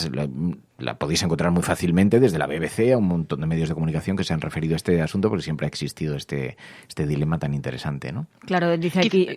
Ay, perdona, Pilar. No, que quizá también tiene que ver con que al final yo creo que la percepción de la importancia de Rusia en la Segunda Guerra Mundial tuvo mucho que ver la derrota del ejército de Hitler en Rusia cuando intenta, para recuperar Polonia. Y quizá es verdad que los que entran en Estados Unidos los que entran en Francia en el desembarco en Normandía y que liberan son los americanos, y quizá eso también, la mezcla de esos dos conceptos puede ayudar a explicar, pero es evidente que la propaganda y digamos las películas y el relato que se ha ido haciendo en estos años se ve claramente el peso y la capacidad que tiene para cambiar e influir en la opinión pública. La comedia como un canal de denuncia también. Buenos días, cafetera. Un cineasta puede denunciar el nazismo de varias formas. Una de ellas sería mostrar abiertamente todas sus fechorías en un documental trágico en la que el espectador quedara conmovido. Otra forma es la de atacar directamente las ideas, ridiculizándolas. Y esto a Chaplin, sin ninguna duda, le venía bastante mejor. en la que yo creo que es su obra maestra, que es su obra cumbre. Además, la comedia siempre es más propensa a los finales en positivo, a los finales que llaman a la esperanza, porque después de todo, esta película fue estrenada en plena guerra, cuando Hitler estaba conquistando Francia y la amenaza era muy real. Hacía falta un final tan bueno como el que tiene esta película. Muchas gracias. Pues en efecto, porque ese barbero termina convertido por el ejercicio del azar en el dictador, y entonces allí lanza un discurso en favor de la democracia que es un absoluto clásico en la historia del cine, pero no solamente eso, también se ha convertido en un referente en la declaración de la defensa de los valores y los derechos humanos. Más que máquinas, necesitamos humanidad. Más que inteligencia, tener bondad y dulzura. Sin estas cualidades, la vida será violenta. Se perderá todo. Los aviones y la radio nos hacen sentirnos más cercanos. La verdadera naturaleza de estos inventos exige bondad humana. Exige la hermandad universal que nos una a todos nosotros. Ahora mismo mi voz llega a millones de seres en todo el mundo. A millones de hombres desesperados, mujeres y niños, víctimas de un sistema que hace torturar a los hombres y encarcelar a gentes inocentes. A los que puedan oírme les digo, no desesperéis. La desdicha que padecemos no es más que la pasajera codicia y la amargura de hombres que temen seguir el camino del progreso humano. El odio de los hombres pasará y caerán los dictadores, y el poder que le quitaron al pueblo se le reintegrará al pueblo, y así, mientras el hombre exista, la libertad no perecerá. Soldados, no os rindáis a esos hombres, que en realidad os desprecian, os esclavizan, reglamentan vuestras vidas y os dicen lo que tenéis que hacer, que pensar y que sentir. Os barren el cerebro, os ceban, os tratan como a ganado y como a carne de cañón. No os entreguéis a estos individuos inhumanos. Hombres máquinas, con cerebros y corazones de máquinas. Vosotros no sois máquinas, no sois ganado, sois hombres. Lleváis el amor de la humanidad en vuestros corazones, no el odio. Solo los que no aman odian, los que no aman y los inhumanos. Soldados, no luchéis por la esclavitud, sino por la libertad. En el capítulo hace un discurso que es absolutamente maravilloso, formidable ante la atenta mirada de las tropas, pero que se ha vuelto también se ha convertido en un absoluto clásico, en una referencia. Pero además hace reflexionar sobre cómo se repite la historia, ¿no? En el sentido de, bueno, pues cómo a través, por ejemplo, de herramientas como el odio se puede conseguir enfrentar a sociedades, cómo solamente la unión del pueblo y el unirse contra la intolerancia es la que puede combatir el odio, ¿no? Cómo somos tan sencillos, ¿no? Los seres humanos, y cómo se puede repetir la historia si no nos damos cuenta. Yo creo que por eso también da tanto miedo, ¿no? Ver, te pone los pelos de punta ver esta película, porque a través de la comedia, como decía Sergio, que nos enviaba ese mensaje desde Londres, cómo a través de la comedia te pueden poner los pelos de punta y te pueden asustar tanto, ¿no? Ahora mismo yo creo que estamos muy anestesiados con el tema del odio, sobre el discurso del odio, cómo se está banalizando, ¿no? Los discursos de la extrema derecha, el de la xenofobia. Y no te vas dando cuenta hasta que puede que sea demasiado tarde, ¿no? No es por ponerme apocalíptica, pero sí que este tipo de películas te ayudan, ¿no? a entender que todo puede llegar y que lo que hay que hacer es estar alerta y, sobre todo, unirse contra los discursos intolerantes y ser claro. Hay que defender la democracia, y para defender la democracia no puedes estar del lado de la extrema derecha. La resistencia. De la película El Gran Dictador, lo que me ha llamado la atención en esta ocasión es el comportamiento de la Guardia de Asalto, que cuando les dicen atacad a este grupo, lo atacan, y cuando dicen respetadlo, lo respetan sin ningún problema. Igual en las instituciones o en las empresas o en los organismos oficialmente ocurre así, se atienden a las órdenes, pero creo que el odio es mucho más complejo y que cuando se crea ese odio es muy difícil de erradicar y que eso desaparezca. Sí, un saludo. El odio es un motor terrorífico porque además se desencadena y luego no hay manera de frenarlo, ¿no? Ya lo hemos visto aquí en numerosas películas que hemos podido analizar, y la manera en la que retratan ese sentimiento humano que se desata y que luego no hay manera de controlar. El odio a la gente, las generalizaciones, el odio al prójimo, al de enfrente, a los demás, ¿no? Es terrorífico, es terrible, y que nos ha conducido a las mayores desgracias en la historia de la humanidad. Sí, porque permite justificar que se cometan barbaridades o cerrar los ojos ante las injusticias o las fechorías que se puede hacer contra el grupo al que odias, ¿no? En ese sentido. Pero a mí me llama la atención, leyendo sobre la película un poco, resulta que estaba basada, la inspiración para Chaplin fue un documental nazi. De hecho, fue un documental bastante famoso que hizo Leni Riefenstahl, que está considerada un poco la cineasta de Hitler, y que se llama El triunfo de la voluntad, y que es el primer documental que muestra un poco toda la simbología nazi, pues los grandes discursos, las grandes masas, y resulta que por lo visto Chaplin Charles Chaplin, vio la película con René Clair, con otro gran director que eran bastante amigos, y a René Clair decía que a él le había sobrecogido y consideraba que era una película con tal capacidad de movilización que nadie la debería ver en el mundo occidental porque podría significar que perdiera la guerra. Y Chaplin, en cambio, se rió y decidió parodiarla, ¿no? Y quizá es verdad que son las distintas maneras de abordarlo. Por desgracia, al final, pese a la denuncia del gran dictador de la película, pues no sirvió, o a lo mejor sí sirvió para concienciar, por lo menos en Estados Unidos, pero no sirvió para impedir la guerra ni lo que venía encima, ¿no? Lo que decía María, que hay que estar alerta, hay que denunciar y hay que posicionarse para que no lleguemos a esas situaciones. Pero sí es llamativo eso, ¿no? La decisión de Chaplin de, ante este temor, recurre a lo que mejor sabe hacer, que es intentar parodiar y con la comedia para hacer que sirva de denuncia y que sirva para intentar parar el sinsentido que está viendo también, que se está avecinando. Sobre todo porque luego, viéndonos también ese discurso, ¿no?, tan conocido de esta película, el propio Chaplin dice: la desdicha que padecemos no es más que la pasajera codicia y la amargura de hombres que temen seguir el camino del progreso humano. Al final, estas personas que promueven el odio y que estamos viendo a veces incluso también en la televisión, en los medios de comunicación, como se les da también ese altavoz, al final son personas que, como dice Chaplin, temen seguir el camino del progreso humano. Lo que quieren es hacernos retroceder, y yo creo que en eso sí que tenemos que tener esas resistencias, ¿no? Al final son personas que solamente saben promover el odio porque no tienen propuestas. Lo vimos además en ese discurso, en ese vídeo que se hizo tan viral de Vox en Castilla y León, cuando le preguntaban en rueda de prensa al líder de Vox en Castilla y León cuáles eran las medidas que iban a tomar, cómo iban a llevar a cabo las medidas que habían propuesto en sus programas electorales. Y claro, no tenía propuestas, porque al final lo único que proponen es el odio y efectivamente tienen miedo a seguir el camino del progreso, que en definitiva es en lo que tenemos que estar la mayoría de la ciudadanía. Hay un momento en el que, es al comienzo de la película, en el que a Charles Chaplin, cuando hace de dictador, le sugieren que intensifique la presión sobre los guetos porque la gente está aburrida, porque la gente necesita tener un enemigo, y entonces hay que apretarles, y entonces necesitan odiar y hay que estimular el odio, y lo promueven de esa manera, y se lo dice de una manera que es muy explícita también, muy interesante. Pero sí, en efecto. Bueno, me asusta que se acerque a un futurible, dicen los oyentes de La Cafetera. Hola, Cafetera.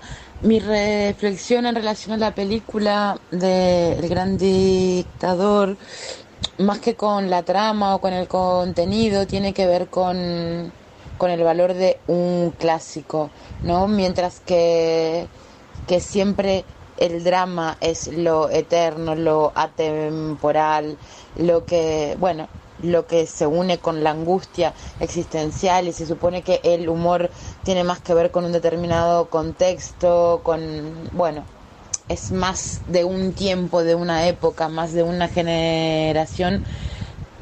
Me he podido reír con esta película, y eso me hace reflexionar en relación al valor de un clásico, pero también me asusta en parte hacia la furiosa actualidad que tiene. No sé, eso es lo que me ha hecho pensar. Abrazo, gracias.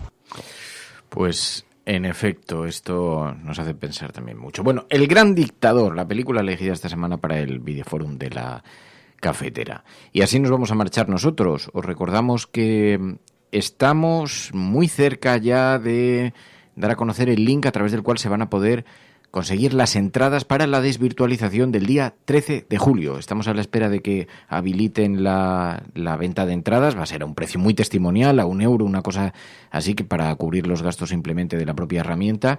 Y en cuanto el Conde Duque nos facilite el acceso, os lo damos a conocer. Os digo que tenéis que estar muy pendientes, especialmente aquellas personas que venís desde fuera, que ya tenéis hechas las reservas. No debería haber problemas porque en julio no creo que seamos mucha gente, será una cosa familiar y hay 270 plazas en el teatro, así que no debería haber problema, pero especialmente la gente que estáis escuchando el programa y que venís desde fuera a la desvirtualización, os recomendamos, eso sí, que en cuanto demos a conocer el link, que lo daremos en los grupos de WhatsApp, en Twitter, en los mails que nos habéis dejado, os informaremos puntualmente para que no tengáis problemas si venís desde fuera con reservas y todo, para que nadie se quede fuera. Y a ver qué nos contestan del Conde Duque. Ahora vamos a ir a hablar con ellos y en cuanto tengamos esa herramienta os lo damos a conocer. Nada más. ¿Cómo te sientes? Bien, muy alegre. Solamente queremos unas palabras para la resistencia. Queremos así incomodarte un poquito. No, porque ayer estaba yo como muy dado a esto, muy entregado a la cosa, pero para ti tu cumpleaños fue ayer, ¿no? Claro, ya que ahora ya no. Ahora que es una certeza que está sobre la mesa pero tu madre dijo que era hoy. Y además es que mi prima me escribe un mensaje y me dice: feliz cumpleaños, qué miedito, ya redondea los 50. Digo, qué fuerte esto que me acaba. No le digas eso, porque luego lo sufrimos el resto. Estoy yo para bromas. Estoy muy alejado, primita, de todas maneras, de esas cifras todavía. Yo soy un adolescente, estoy en los 20. ¿Tú estás en tu segunda adolescencia? 20. Sí, yo me quedé en los 20... o sea, a mí me preguntas qué años tienes y digo 27. Vale. Estoy ahí un poco. Ahora he visto que me lo habéis enviado. Pregúntale a Fer, pregúntale a tu hijo, que seguro que eso te lo dice también. O sea que... Sí, pero he visto que los cachondos del diario de Alto Aragón han puesto una foto mía poniendo la edad. Y lo han puesto hoy en el periódico, así como tipo efemérides de cumpleaños, y me lo envían por aquí. Alto Aragón, Fernando Berlín, periodista, y la edad, 25. Qué graciosos. Hombre, podíais poner cumpleaños, punto. Pero bueno, así es la cosa, así es la vida. Va pasando. Siempre es motivo de celebración, siempre hay que celebrar. Lo bueno, Fer, en tu caso es que como tienes 2 días de cumpleaños, si te apetece y te sientes de humor, puedes celebrar los 2 días. Y si no, puede ser 4, es decir, no va a ser el 5. Y el 5 puedes decir, bueno, fue el 4. Ya ha pasado. Sí. No sé si es bueno no tener tan presente el temita. Que sí. Pero bueno, que está muy bien. Hay que disfrutarlo y ya está. Que siempre que sí, yo lo digo, esto ya lo he además convertido es viernes, puedes quemar Madrid. Lo he convertido en un postureo. Claro, además... Y sobre todo la alternativa siempre es peor. Sí. La alternativa del cumpleaños siempre es peor. Esas cosas. Bueno, gracias de verdad, de corazón a todo el mundo. Gracias a vosotros. Disfruta además, de tu fin de semana de cumpleaños. Mary ha venido esta mañana y ha preparado unas galletitas y cuando entra al estudio había puesto unas galletitas, unas tacitas de café. Gracias, Mary, de verdad.